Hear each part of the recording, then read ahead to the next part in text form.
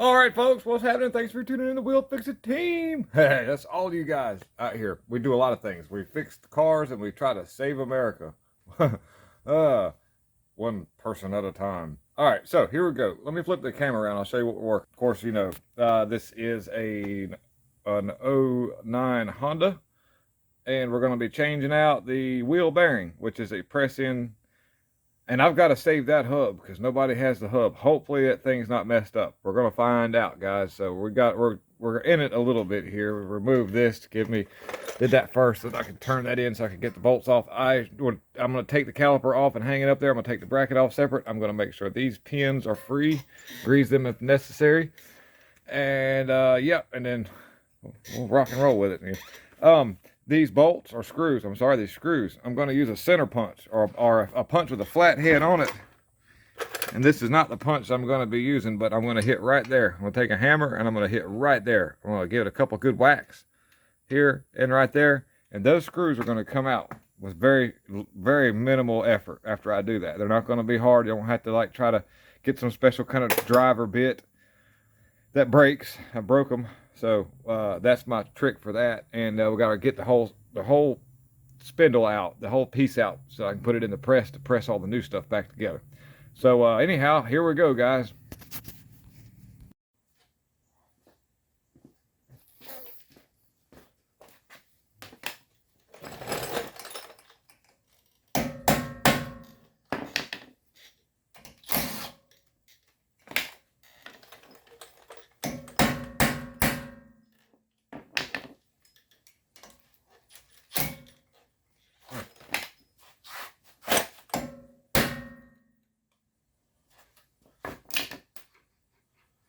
Screws can be quite problematic at times. It wants to do that. Of course, it does it on camera.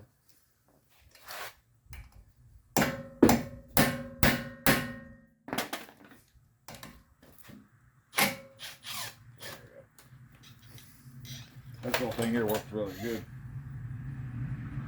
Oh, really well. My grandma would be mad at me. She heard me say really good. She said, that's not how you're supposed to say it. She said, it's supposed to work really well. Oh, sorry, DD.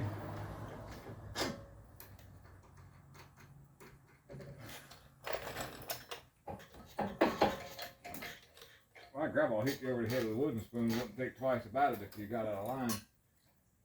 I remember that, eating at the table, and like if I got out of line, my grandma, she saved me, by the way, in case you ever hear me tell stories, you'll hear me tell stories about my grandma, because that's who raised me.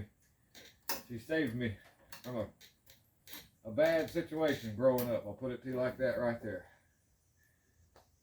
Oh, hold. That pin right there is just about stuck. It moves, but barely. So we'll fix all that when we go back with it.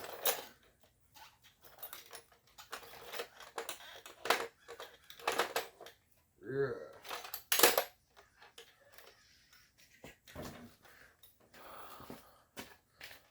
Looking for that 10mm, guys.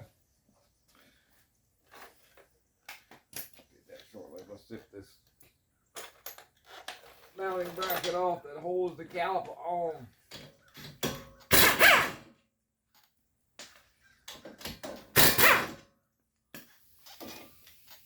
Alright.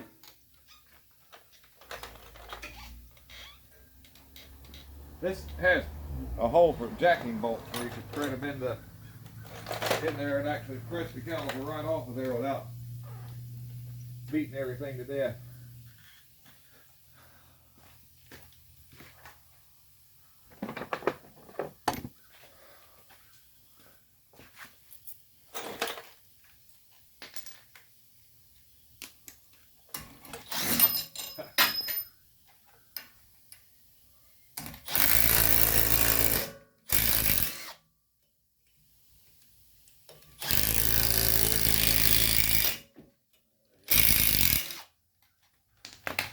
You can use a hammer and whack this and get that off of there.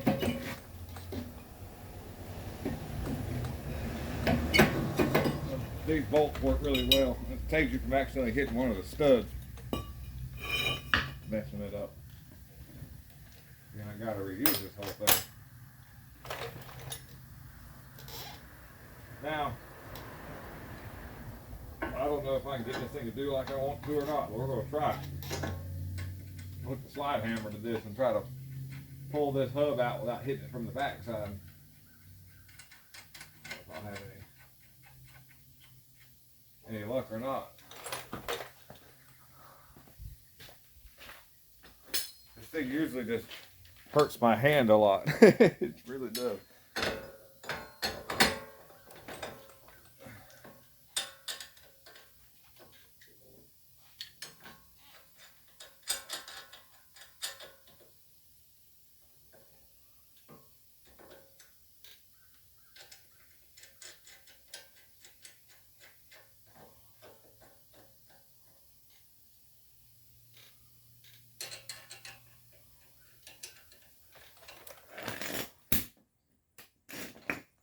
Don't think I won't hook something to the end of the ratchet strap.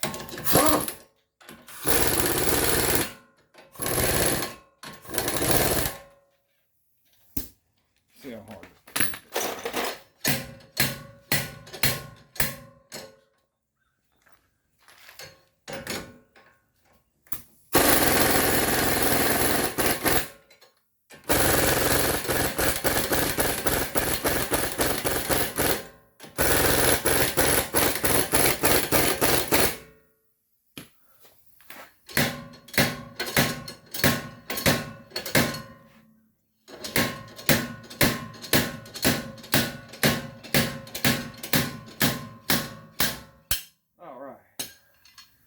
Now the next thing I'll have to do is cut a notch in that bearing race so that I can get this bearing race off.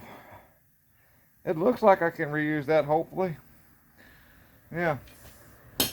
Maybe I didn't bend the studs too much.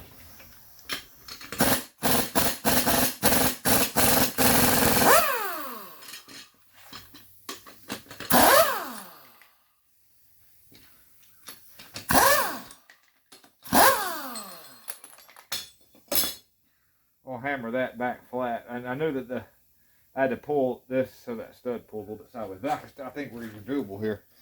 So I'm going to take a grinder and cut a groove into that right there. Then I'll take my chisel and hit it and drive that right off. That takes a little bit, but that's what we're going to have to do, guys. So I'm going to flip the camera around. I can flip. All right, well, there you go. Now, I can't, there's no way for me to position this camera where you'll be able to see what I'm doing. I got lucky because my toolbox is behind me. But yeah, we'll be right back in just 1 second. All right, users, guys, as you can see, I've got a slot cut in this. And I may have to cut a little bit more into that. But basically, you want to cut down and get that metal thinned down and try not to cut into this. If you can help it. Doesn't hurt if you get into it just a little bit, but we really want to be careful on that. And I'm going to be using an air chisel, much like this right here. Now I'm going to hit it with air. Set this down, change hands, and just see if I can break it loose. Well, I've got the device in my hand. It's hard to do when doing just one hand. It's moving a little bit, but I think I'm going to have to get both hands on that so I can basically, I need to split that, okay? Well, I had to end up cutting just a little bit more out of it, but I got my split on. It's hard to see, but you can see the little crack that formed right there. Now I do too. There we go.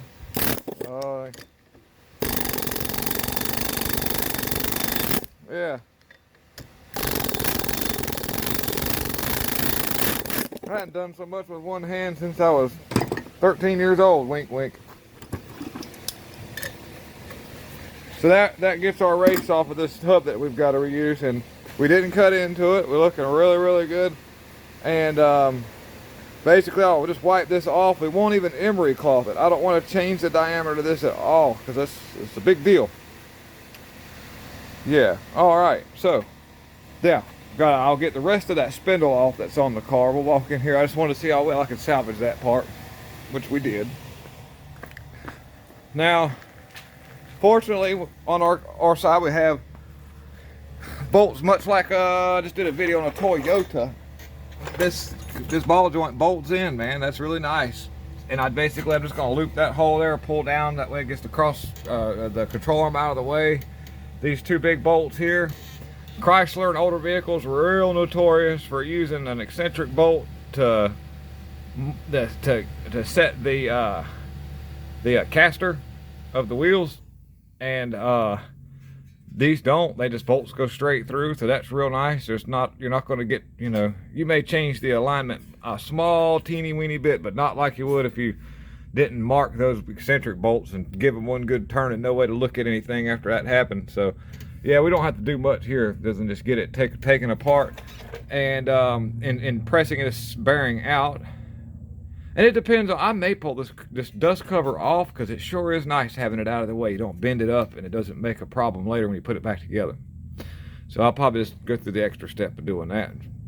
All right, guys, so let me get it off of there and we'll get that in the vise, and I'll show you my technique for the next step.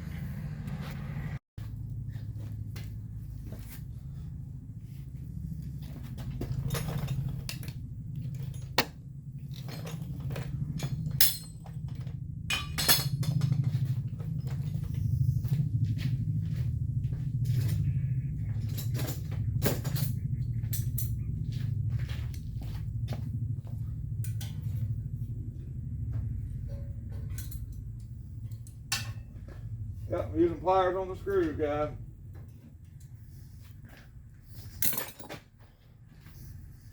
Get this dust shield off of there so I don't have to look at it and bend it. Don't forget to put it back on, though. You get everything put together and you push the spindle back in and you don't have your shield on, you'll be like, darn it. So let's not forget about that, guys. I'll probably forget. Next thing we'll do, we'll get this speed sensors are notorious for being seized in this hole right here, so hopefully we don't have that issue.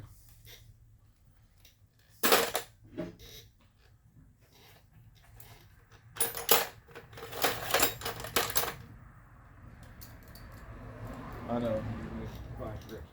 Oh yeah, it comes out of there perfectly. Nice, nice, nice. Want to save these little deals right here because those are really, really handy. So we're not going to cut the zip strap that's holding it. We're just going to release it from its bracket. There we go. Next item up for bid. Yep. I need my air hose. I'll be right back, guys.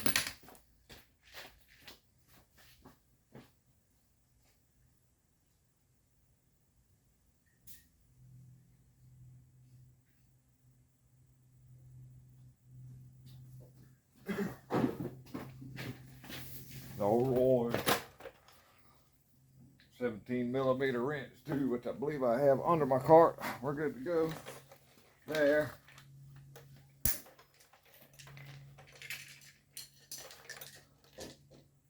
My life is a never-ending mess that has to be cleaned up.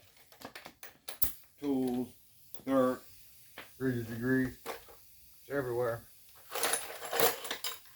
You always start with yourself. Always start with yourself, because there's always something you can improve on.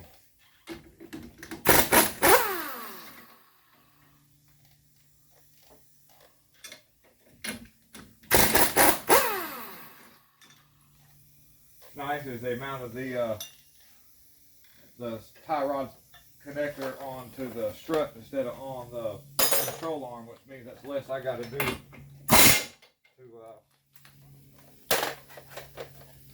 to sometimes you have to release that tension off of that sway bar to be able to push down that control arm.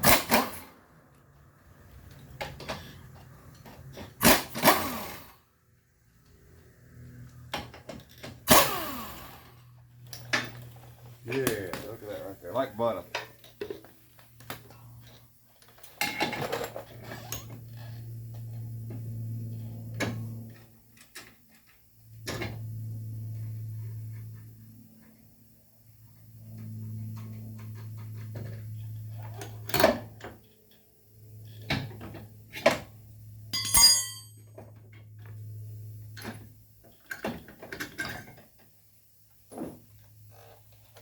right, guys. Now, this also has a speed sensor encoded, it's got a coated magnetic strip on the back side of the bearing, so that bearing needs to go in one way. You need to remember that, guys. We'll get it on the vise in there. We're going to get this C-clip out and get that middle race out, guys. Let's walk in here. We'll flip the camera around something else. Look at me, here I am. Okay. All right, so we've got spindle action going on over here. And get that out of the way. I'm gonna put this into a vicey vise. Now, I don't have any way of holding this camera to do this. I'm gonna have to, but basically, first thing I'm gonna do is get it in there the wrong way. All right, now, and then flip this. Okay, then I gotta get that snap ring out. And so what I'll end up probably doing is taking a center punch if this doesn't want to go, and I'll just give it a little tap to break it loose here and here, so that and I've got some really neat, out of this world snap ring pliers. Let's see. You can see the size of them compared to most normal snap ring pliers, and they're real nice because they fit the hole that's, well, I hope they do. Yeah, that'll fit in that hole. That's good. It barely fits in there, but I can make that work. If not, I've got smaller snap ring pliers. Those big ones make it nice. Get that out, spin it around. I'm gonna knock that part out. All my little balls are gonna come out. Then I'm gonna take the torch and I'm gonna cut a groove in that right there on the end, on the race. Not cutting all the way through the race, but just knock a nice little heated groove in there, and that bearing will let loose. And I'll take that same impact driver and just zip it right out. Okay. Alrighty. Let the air get out of this line here. Oh boy.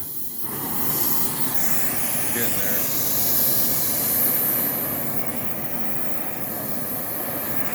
There we go. Think of the mess, guys. I'm going to cut right in here.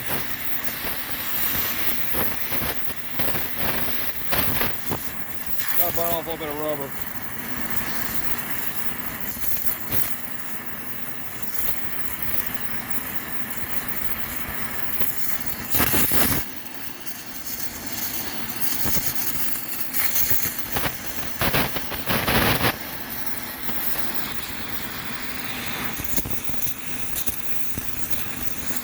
Sorry, I'm looking at my,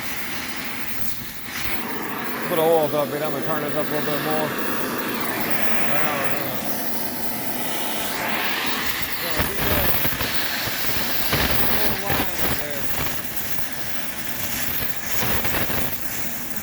The high part, the red part, you'll see.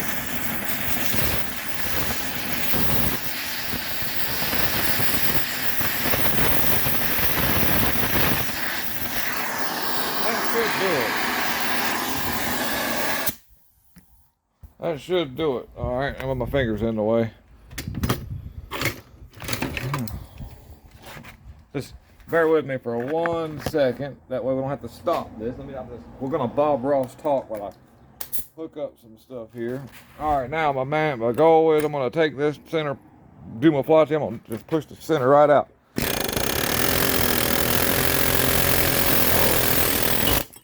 Bam, just like that. And how well did we do? Oh, we done well. We didn't get into the outside race at all. Now I'll take full advantage of some excess heat that's going on right now. I'm gonna cut my torches off so I don't forget and leak all my gas out. And then I'm gonna wipe this off real good. This will cool off a little bit more. We don't want to overheat the bearing, but while that's still good and warm, it's a good opportunity to press that new bearing in. Because let me flip this camera. Because the housing, look at dirt on my face. Ooh, all right. Some of that grease blows back. I can't help it. But we're going to cut these torches off, guys. It's a habit you always want to do. Even though if you got good hoses and a good nozzle and all that, you don't have leaks. Still, it's a good habit to have, guys. I had a piece of metal one time fall on the hose. I was cutting and it lit the hose on fire, and fire was shooting everywhere. That was interesting to put out. I ended up taking my heel and just putting it over the hose and like pinching off the flow of the fuel. That way I could get it to cut off. Pretty interesting day. All right, so let's get all that done and then we'll flip back around. Okay, so here we are at the trusty press, and we're going to start pressing this bearing in. Let's see here. I've got it set up. You like that, huh? By the way, this is the old race that I just got done knocking out. It's the perfect diameter. And this bearing was nice enough to have a magnetic strip on both sides of it. I said, well, darn, that's nice of them to do that. Let's see here. I believe we're going on down in there. Let's... Yeah.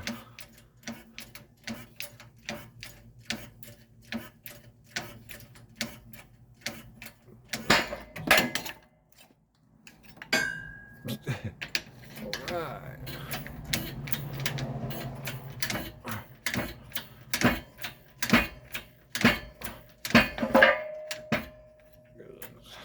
I've got two sides of this. I got a cylinder that's twice the size of the little bitty one, which gives me speed. And then that gives me pressure. And you can watch the gauge as it, which you don't have to have a gauge, but you'll see it start to rise. Don't forget to put that cover back on. All right. Oops, I got a shot there.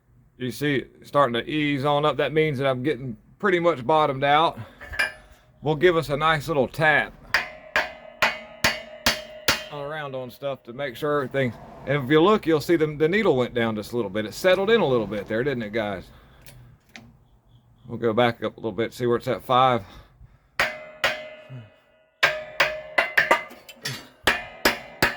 It's hitting around on it. And we'll call that settled in. It's went down a little bit. But we don't want to keep forcing it because, believe it or not, that's a lot of pressure, guys. So I call that settled in. I do. And then thank goodness for the exhaust machine, because I get all those nice little handy dandy spacers to make life nice and neat. And then we'll go back with our snap ring. And then we've got to put our spindle back down in there. And there's a special, a little different press-in procedure, because I'm pressing in from the, still a little bit warm. I'm pressing in from this very outside point, from way out here. But when I press the new spindle in, I've got to have something against this inner race. Otherwise, I'll have an inner race mess. It'll be just not good. So let me get this with a rag here. That spindle part's still for a little bit warm, but not too hot for the bearing, but makes it real nice for the press in. So let me flip this here. So we'll get that set up. Okay, so you see we've got it set up. I'm using my handy dandy spacers again. Get this. I'm sorry. Do it. I have to look at what I'm doing. Okay, and I'm pressing from the. I've got something in the very inner race of this bearing to keep from pushing the inner race through, because you'll do that when you go to press this down. That inner race can you'll push it right out the other side. And we'll carefully. Oh, it's looking real good. Watch the gauge there. I'll watch the part. You guys can watch the gauge. Well, I'll just do this right here. Drop it. Doing things with one hand. Oh, yeah, I can feel it coming on down. There we go. There's the gauge coming up. And we like to tap around.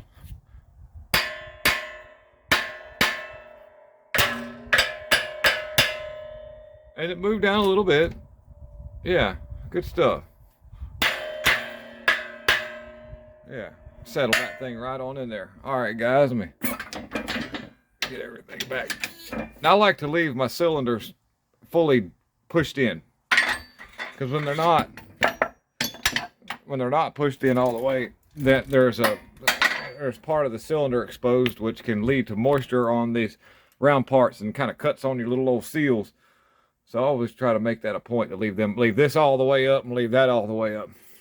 This thing's about 6 years old, this old lift is. This old press is, and it's holding up pretty well considering what I've done with it. This old thing's been put through the test. Yeah. And so now it's ready. We'll check movement. We got movement. Yeah, it feels really good. I'll double check that once I go to put it in. Make sure we've got nice fluid movement. And then it's a bolting procedure after that. So here we go. Yeah, thanks, toolbox, for holding my camera. It's been so nice. My pants are falling down. But, yeah, we can see we've got nice fluid movement. Yeah. Okay, so.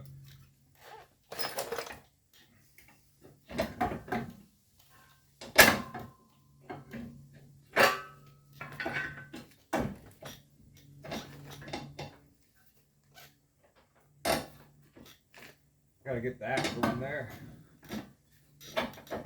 Boys. Get one of our shock bolts, strut bolt back in. At the top. Swing around a little bit.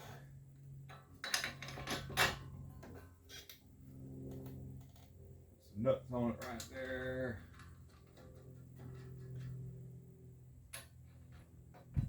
Got most of my tools right here. I might have to. Oh, I gotta get my air hose.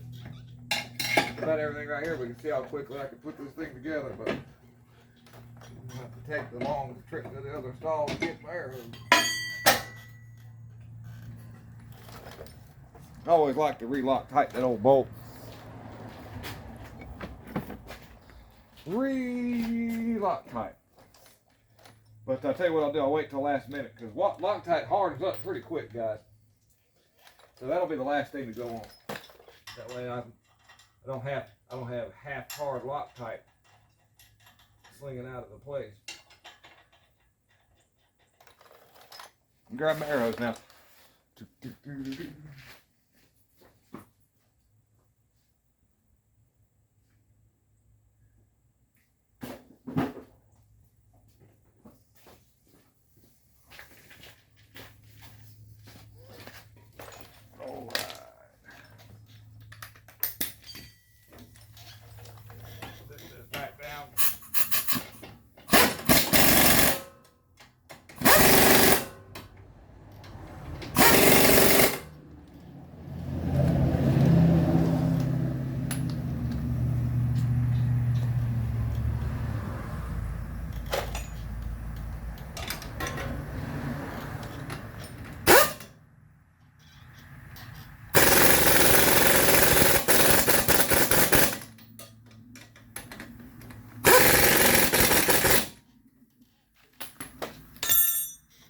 Speed sets snap back in old place, clean off debris from the prior bearings that come off, so we'll have a nice, fancy, happy, fun reading the speed sensor.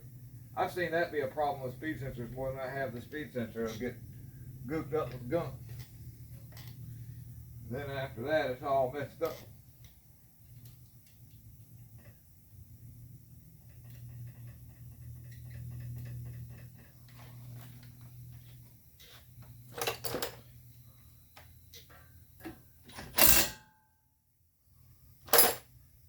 The next item up for bid are brake rotor.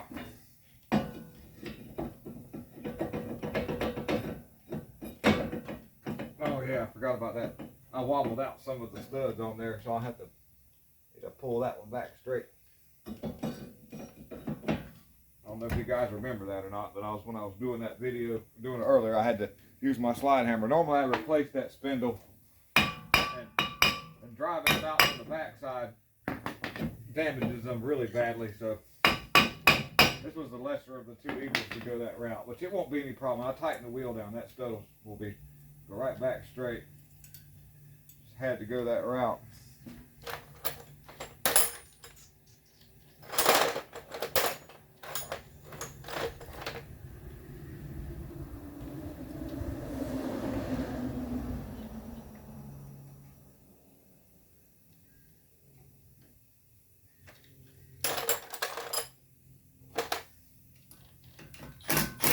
I don't run these up very tight.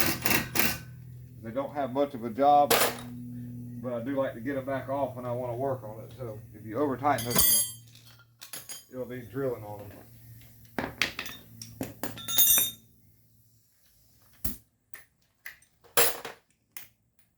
Then the next item up the bid will be the brake caliper mounting bracket. Now you remember earlier I was talking about how one of the pins didn't want to move that well. It comes out, so we're not going to put it in the vise. I think we can do everything from right here. We'll use a little bit of this helpfulness to hold it for me.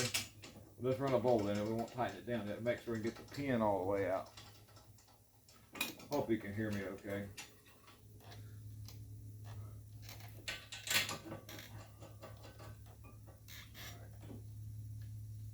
Yeah, that came out, but it's kind of dried up, guys. We'll clean that old mess off of there and put some new gunk on it. Of course, it's on the other side over here.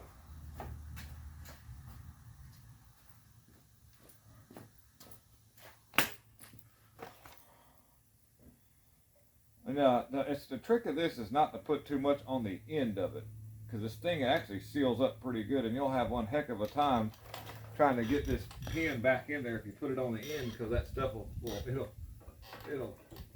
act like a piston. That's a lot better right there. All right, same thing. We'll go ahead and get this one at the top too. This is the one that, see, there's a rubber on this one. And if you use regular grease on that rubber, you're going to have a mess on your hands. That rubber will swell up and it'll jam that pin up. And the rubber's there to help keep the brakes quiet. A little insulator, just kind of keeps the chatter off of that pin. I always see them at the top, by the way, in case anybody ever took this off and forgot. But it goes in at the top because of the directions of the brake, the direction the rotor is traveling. Seems to be, anyway.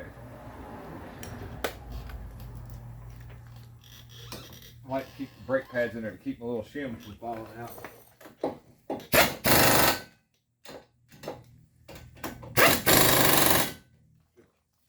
It's a good time if you have any brake pads need putting on. Put them on both sides, but you know, good time to do that's right then. But yeah.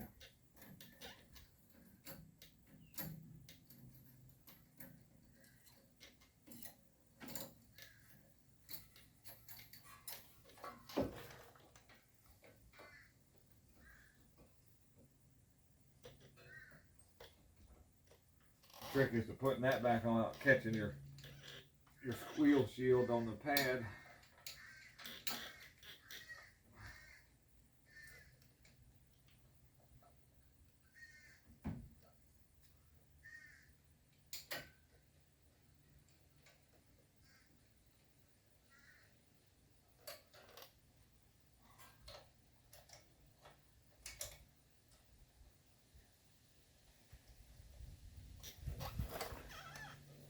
Right, now back to the, this has been 10, 12, and 4, well, yeah, 10, 12, 14, and a big socket.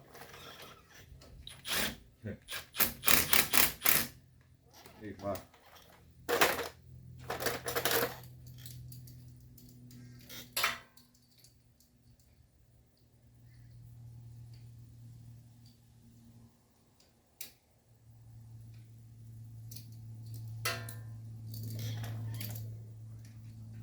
keeping that back piece from turning, the pin, the whole pin wants to turn. It's always something.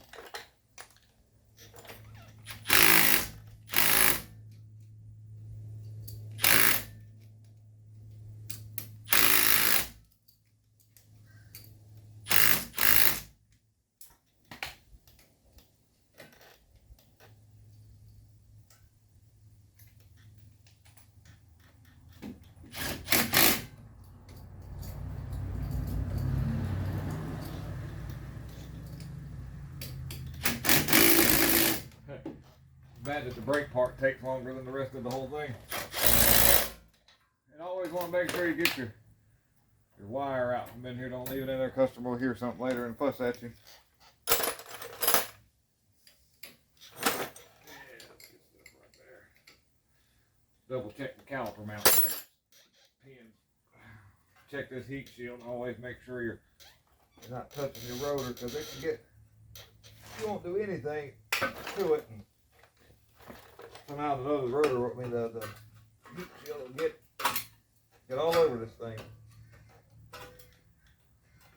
So always double check the heat shield. splash guard, whatever you want to call that thing. And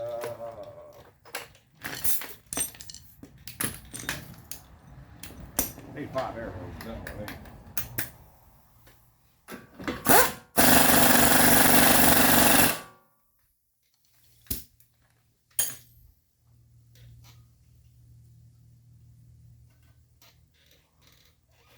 I think we're done.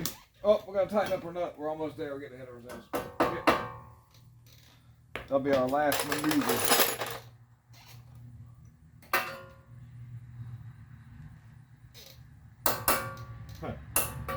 One thing you won't ever hear me ask you guys out here on this We'll Fix It channel is if you guys watch the race. I don't watch NASCAR, guys, in case y'all don't know that. I think anybody that's got human in them now realizes that NASCAR is fake. Or maybe I'm about to lose some subscribers. I don't know, but I think NASCAR is about as real as football and wrestling. How about that, guys? What do you think? Let me know in the comment section what you think about that. Be interested to know. Oh no, I need one of my sockets here. Which one is it? Nope, that's the one holding the camera up. Yeah. But you get the gist of how this all goes down, I'm sure, by now. Now, I'm not going to crank it down with that. We're going to put a torque wrench on it. We're going to crank it down with the torque wrench. Can I get my phone to set still to build it? Yeah, looks kind of good. Oh, my camera, guys. It's a camera, not a phone. Remember that. We're professionals.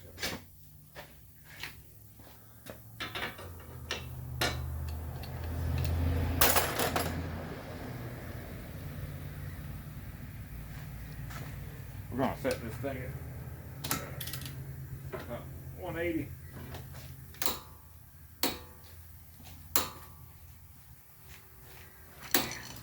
Torque wrench stops at 150, so when it clicks, I'll go a little bit more. There we go. Yeah.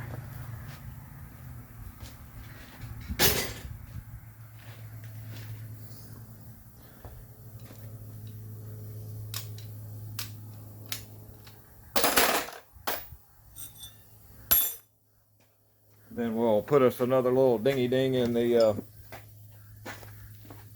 keeper. All these little Hondas will have a little thing you can dent in right here. Then you got put the wheel on.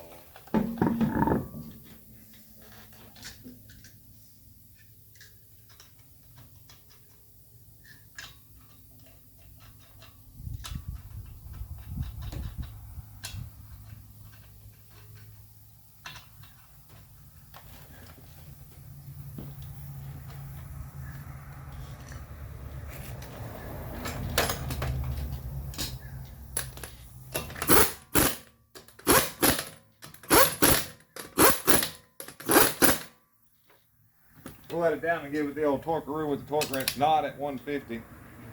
It'll be way down. Alrighty, well, I think that pretty much covers the wheel bearing replacement on this, I think 09 Honda Civic, in which the older Accords and Hondas had a bolt-in bearing, but you had to swap out the center hub, which was pretty crazy. But this here, Toyotas and all kind of stuff are pretty much all the same when it comes to this. So thank you very much for tuning in. I really appreciate you guys for watching this whole episode. Have a wonderful, wonderful day. God loves you. Bye.